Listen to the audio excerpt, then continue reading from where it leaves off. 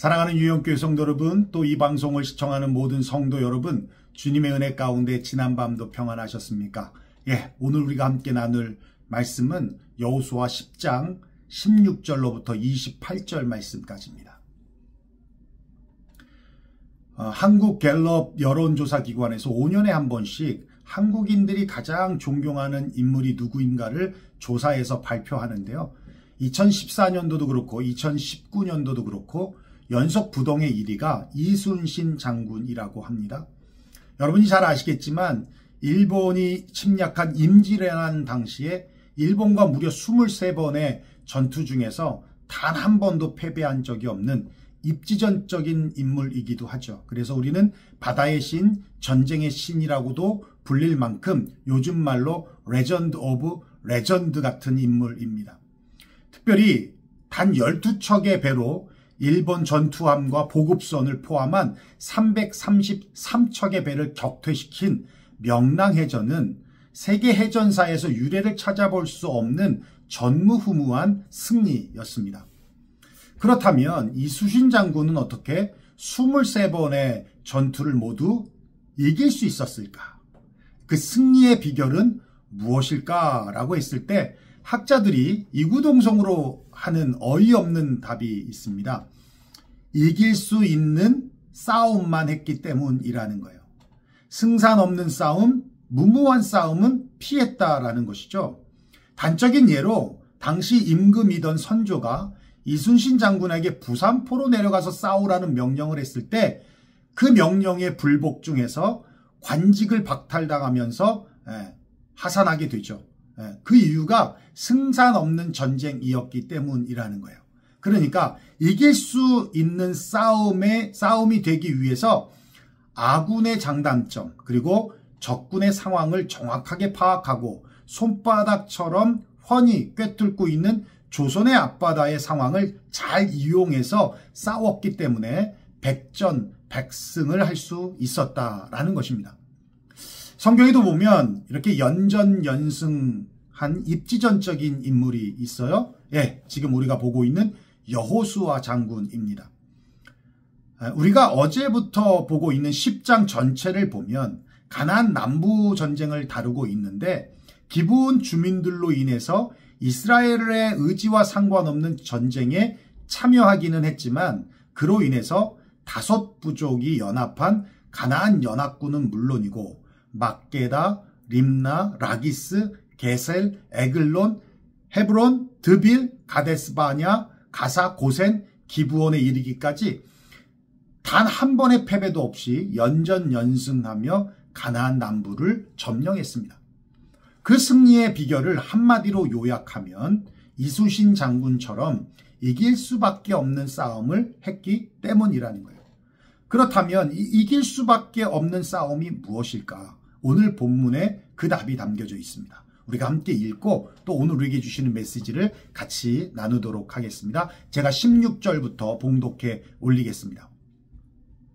그 5 왕이 도망하여 막게다의 굴에 숨었더니 어떤 사람이 여호수아에게 고하여 이르되 막게다의 굴에 그 5 왕들이 숨은 것을 발견하였나이다 하니 여호수아가 이르되 굴 어귀에 큰 돌을 굴려 막고 사람들을 그 곁에 두어 그들을 지키게 하고 너희는 지체하지 말고 너희 대적의 뒤를 따라가 그 후군을 쳐서 그들이 자기들의 성읍에 들어가지 못하게 하라. 너희 하나님 여호와께서 그들을 너희 손에 넘겨주셨느니라 하고 여호수아와 이스라엘 자손이 그들을 크게 사륙하여 거의 멸하였고 그 남은 몇 사람은 견고한 성들로 들어간 고로 모든 백성이 평안히 막게다 진영으로 돌아와 여호수아에게 이르렀더니 혀를 놀려 이스라엘 자손을 대적하는 자가 없었더라. 그때에 여호수아가 이르되 굴 어귀를 열고 그 굴에서 그 5 왕들을 내게로 끌어내라 하매 그들이 그대로 하여 그 5 왕들 곧 예루살렘 왕, 헤브론 왕, 야무르드 왕, 라기스 왕과 에글론 왕을 굴에서 그에게로 끌어내니라. 그 왕들을 여호수아에게로 끌어내매 여호수아가 이스라엘 모든 사람을 부르고 자기와 함께 갔던 지휘관들에게 이르되 가까이 와서 이 왕들의 목을 발로 밟으라 하매 그들이 가까이 가서 그들의 목을 밟음에 여호수아가 그들에게 이르되 두려워하지 말라 놀라지 말고 강하고 담대하라 너희가 맞서서 싸우는 모든 대적에게 여호와께서 다 이와 같이 하시리라 하고 그 후에 여호수아가 그 왕들을 쳐 죽여 5 나무에 매달고 저녁까지 나무에 달린 채로 두었다가 해질녘에 여호와께서 명령하며 그들의 시체를 나무에서 내려 그들이 숨었던 굴 안에 던지고 굴 어귀를 큰 돌로 막았더니 오늘까지 그대로 있더라. 그날에 여호수아가 막게다를 취하고 칼날로 그 성읍과 왕들을 쳐서 그 성읍과 그 중에 있는 모든 사람을 진멸하여 바치고 한 사람도 남기지 아니하였으니 막게다 왕에게 행한 것이 여리고 왕에게 행한 것과 같았더라. 아멘. 오늘 말씀은 여기까지입니다. 전쟁에서 연전연승할 수 있는 비결 25절에 말씀하고 있어요. 여호수아가 이렇게 말합니다. 여호수아가 그들에게 이르되 두려워하지 말며 놀라지 말고 강하고 담대하라. 너희가 맞서서 싸우는 모든 대적에게 여호와께서 이와 같이 하시리라. 여러분 지금 상황이 그림으로 그려지고 계십니까? 예, 도망하여 숨은 가나안 부족 5 왕을 모두 잡아다가 땅에 패대기를 치고 지휘관들을 불러다가 그들의 목을 밟고 있는 상황입니다. 그리고 함께했던 모든 백성들이 그 광경을 지켜보고 있는 거예요. 그리고 지금 제가 조금 전에 말씀드렸던 25절의 말을 여호수아가 고백하는 거예요. 두려워하지 말라. 놀라지 말라. 강하고 담대하라. 너희가 맞서서 싸우는 모든 대적에게 이와 같이 여호와께서 하실 것이다. 와, 너무 멋지지 않습니까? 드라마나 영화로 제작해보면 아마 요 대목에서 클라이맥스, 그죠? 예, 요즘 말로, MZ세대 말로 국뽕이 차오르는 장면이 연출될 것이면 틀림이 없을 것 같아요. 우리가 어제 말씀을 나눴지만 여호수아가 기브온 주민들의 파병 요청에 모든 군사와 용사를 데리고 갔어요. 그때 하나님께서 여호수아에게 말씀하십니다. 그들을 두려워하지 말아라. 내가 그들을 내 손에 넘겨주었으니 한 사람도 너를 당할 자가 없을 것이다. 약속해 주셨거든요. 그 약속 믿고 나아갔더니 어떤 일이 벌어졌습니까? 우박이 떨어져서 이스라엘 군사의 칼에 죽은 자보다 우박에 맞아 죽은 자가 더 많았다고 했고 태양이 머물고 달이 멈추는 말도 안 되는 사건을 통하여서 도망치는 가나안 연합군을 쫓아가 다 전멸하는 놀라운 일이 일어났습니다. 그리고 우리가 어제 봤지만 14절에 그렇게 말씀하고 있어요. 여호와께서 사람의 목소리를 들으신 이 같은 날은 전에도 없었고 후에도 없었나니 이는 여호와께서 이스라엘을 위하여 싸우셨음이니라. 이스라엘 위해서 싸우셨다. 할렐루야. 네, 그렇습니다. 여호수아의 연전연승의 비결은 하나님이 싸워주셨기 때문이다. 하나님께서 싸워주시면 이길 수밖에 없는 전쟁이 된다. 그렇습니다. 어떻게 하면 하나님께서 싸워주시는가? 간단하죠. 하나님 편에 서면 되는 거예요. 하나님 편에 서면 된다. 한국영락교회에 민병은 권사님이라는 분이 계시는데요. 우리나라 1호 여성 외과 전문의기도 하신 분입니다. 그분이 생명의 빛이라고 하는 신앙 잡지에 잊지 못할 환자에 대한 간증을 기고하셨는데요. 당시 의료보험이 없던 시절에 긴급히 수술해야 될 환자가 찾아왔다는 거예요. 수술비가 지금 돈으로 한 500만 원 정도, 달러로 한 5,000불 정도, 그런데 돈이 없었던 거예요. 뭐 미국이야 일단 수술시켜주고 그리고 나중에 수술비를 뭐 평생 살면서 갚게 한다든지 하지만 한국은 지금도 마찬가지예요. 한국은 병원 앞에서 환자가 죽어도 수술비부터 받아야 하는 상황이잖아요.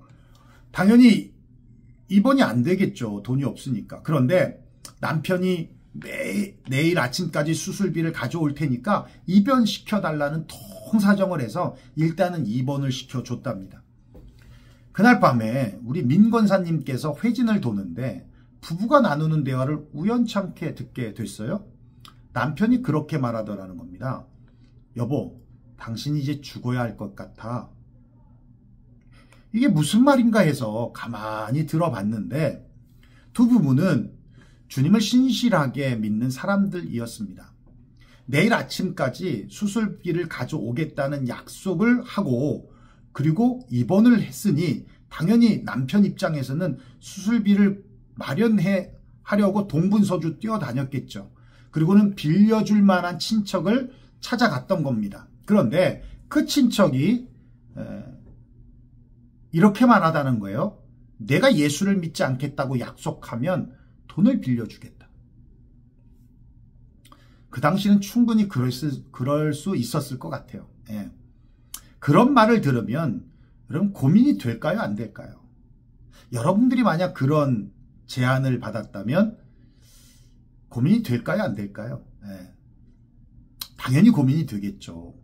그렇지만 예수님을 단돈 500만 원에 팔 수 없다는 생각에 빈손으로 병원에 돌아왔다는 거예요. 그리고 아내에게 당신이 죽을 수밖에 없다고 말한 거였습니다.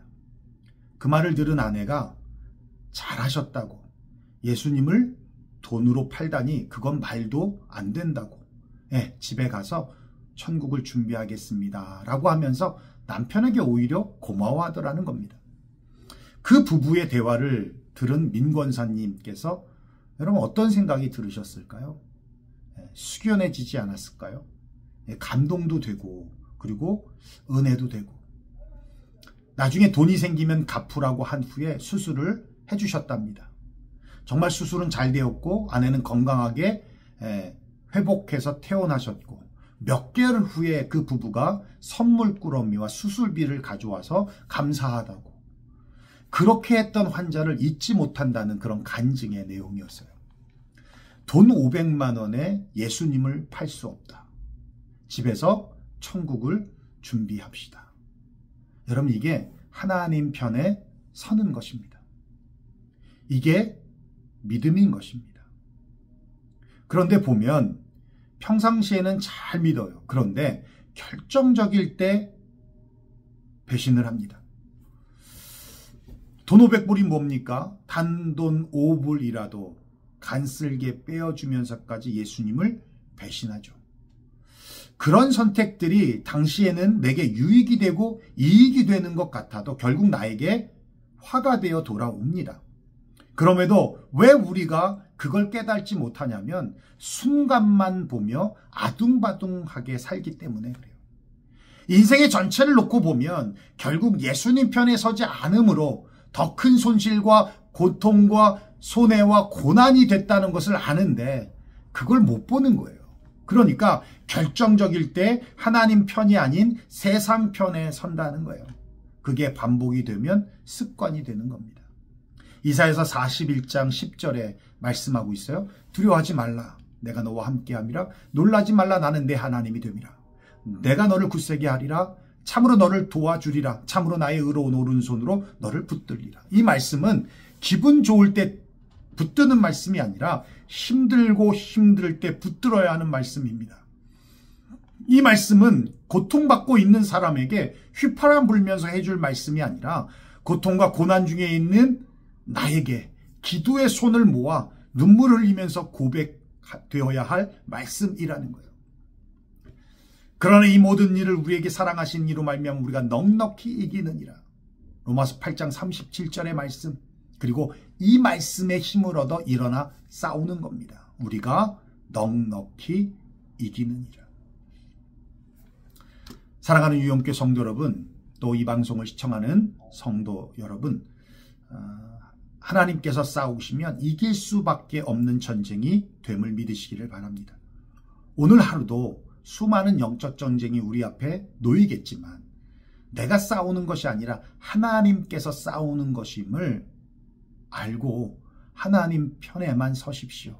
그러면 오늘 하루도 우리는 승리하게 될 줄로 믿습니다. 그렇게 오늘도 주님께 one step forward, 한 걸음 더 전진해 나아가시기를 주의 이름으로 축원합니다.